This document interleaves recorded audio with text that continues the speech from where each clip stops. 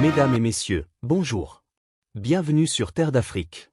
Dans sa quête permanente pour l'éclatement de la vérité sur la guerre en Côte d'Ivoire, le président Laurent Gbagbo a décidé de ressaisir la Cour pénale internationale CPI afin que toute la lumière soit faite.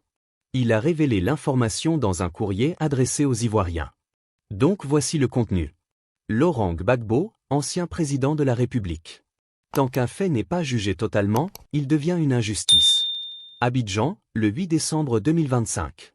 Ivoiriennes, Ivoiriens, chers amis de la Côte d'Ivoire, en 2000, l'élection présidentielle a eu lieu le 22 octobre.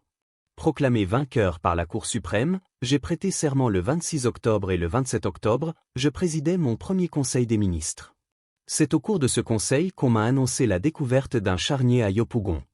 Immédiatement, j'ai dépêché sur les lieux le ministre de l'Intérieur, le ministre de la Défense et le ministre de la Justice.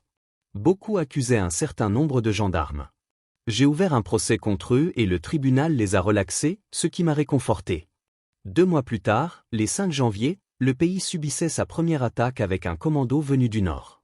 Ce commando a été vaincu et les survivants ont replié à la frontière burkinabé. 2 années plus tard, dans la nuit du 18 au 19 septembre 2002, un commando d'une plus grande envergure franchissait les frontières du Burkina Faso, pénétrait en Côte d'Ivoire et semait le deuil et désolation sur son passage. Là encore, nos militaires, nos gendarmes et nos policiers se sont mobilisés et ont fait échec à la descente de ce commando. Mais nous avons observé que certains d'entre eux étaient déjà à Abidjan. Des batailles de rue ont eu lieu et nous avons pu les repousser. J'étais en visite officielle en Italie. J'ai dû écouter mon séjour pour rentrer au pays et être près des miens. Mais là, les rebelles ont installé un kyste à Boaké et provoqua ainsi la partition du pays en 2. La partie sud sous l'autorité du gouvernement légal et légitime et la partie nord à partir de Boaké sur l'autorité de la rébellion. À partir de ce moment, on a vu se mettre en place un balai diplomatique avec la conférence de la CEDEAO à Accra qui a désigné le général Gnassingbé comme médiateur dans la crise ivoirienne ainsi que d'autres conférences comme Marcoussis, Kléber, Pretoria etc. Mais le pays était divisé géographiquement. Les rebelles étaient des Ivoiriens connus. Le sergent-chef Ibé, Shérif Ousmane, Isiaka Ouattara Di Ouattao Tuo Fosier, Morou Ouattara, Koné Zakaria Loseni Fofana, Soro Guillaume etc.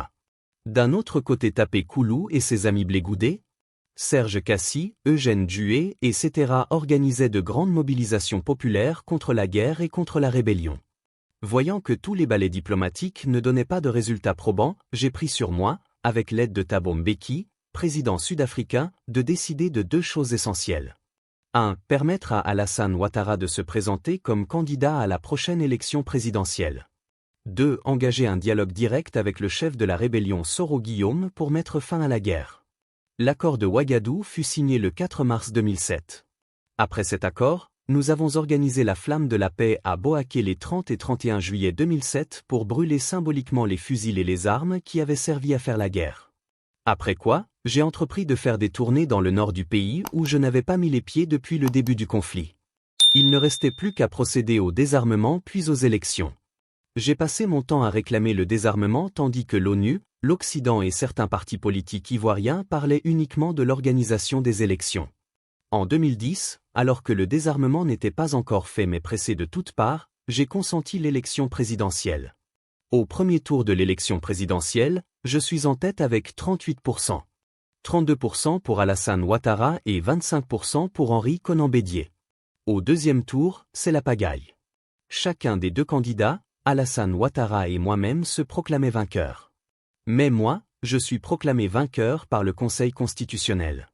Le débat semblait clos quand Alassane Ouattara, son ami Nicolas Sarkozy, président français et le représentant de l'ONU mirent en cause les résultats proclamés par le Conseil constitutionnel et décidèrent qu'Alassane Ouattara était le vrai vainqueur. De la partie une polémique vive qui se transforma en rixe puis en combat. C'est au cours de ces combats que la résidence présidentielle que j'occupais fut bombardée par l'armée française et les troupes de l'ONU. Le 11 avril 2011, je fus arrêté, conduit d'abord au Golf Hotel pour 2 jours, puis à Korogo pour 7 mois et enfin à la CPI en Hollande. Le reste est connu. Quelques années plus tard, exactement le 23 mars 2014, Charles Blégoudé est emmené en prison et la CPI joint les 2 dossiers. Le 15 janvier 2019, Charles Blégoudé et moi sommes acquittés. Le 5 février 2019, je suis conduit à Bruxelles chez mon épouse Nadi. À Bruxelles, j'étais à la maison certes, mais il m'était interdit de sortir de la commune de Bruxelles. Et tous les jeudis matins, des policiers venaient vérifier si j'étais là. Et tous les jeudis aussi, la CPI m'appelait pour vérifier ma présence. Ce petit jeu dura jusqu'au 31 mars 2021, date à laquelle je fus définitivement acquitté. Ivoirienne, Ivoirien, chers amis de la Côte d'Ivoire, j'ai rappelé tous ces faits pour dire que tant qu'un fait n'est pas jugé totalement, il devient une injustice. Un conflit a éclaté en Côte d'Ivoire à cause d'une rébellion qui a occupé le pays et rendu la tenue de l'élection présidentielle compliquée. Il s'en est suivi une dispute sur les résultats de cette élection-là. J'ai été arrêté alors que je ne suis pas le mentor de la rébellion. J'étais le président légal et légitime, mais c'est moi qui ai été arrêté. Mais quid de tous les autres acteurs de la crise? Des questions restent en suspens. Pourquoi aucun des autres acteurs n'a-t-il été arrêté ni jugé par la CPI? Dès l'instant où j'ai été acquitté, il fallait immédiatement se mettre à rechercher les vrais coupables. Qui a conçu et financé la rébellion? Qui a organisé le génocide? Pourquoi l'ONU et l'Occident ont-ils poussé à aller à l'élection alors que le désarmement n'était pas fait? Pour toutes ces questions, j'ai demandé à mon avocat, Maître Emmanuel Alti, de ressaisir la CPI et de remettre sur la table le problème de la guerre en Côte d'Ivoire. Il faut que la vérité éclate. Il faut rendre justice aux victimes et aux survivants qui attendent depuis des années que la vérité soit établie. J'ai fait ma part. J'espère que tous les autres feront leur part. La vérité est une condition de la paix. Laurent Gbagbo, ancien président de la République de Côte d'Ivoire, ancien prisonnier de la CPI. Merci pour votre attention. Le combat continue. Au revoir. Cette nouvelle démarche de Laurent Gbagbo devant la CPI marque quelque chose de plus profond qu'une simple quête de justice personnelle. Elle révèle un besoin de clôturer un chapitre de l'histoire ivoirienne qui reste encore flou, douloureux et parfois instrumentalisé. En demandant que toute la lumière soit faite, Gbagbo renvoie la société ivoirienne à une question essentielle. Peut-on réellement avancer sans vérité complète et partagée?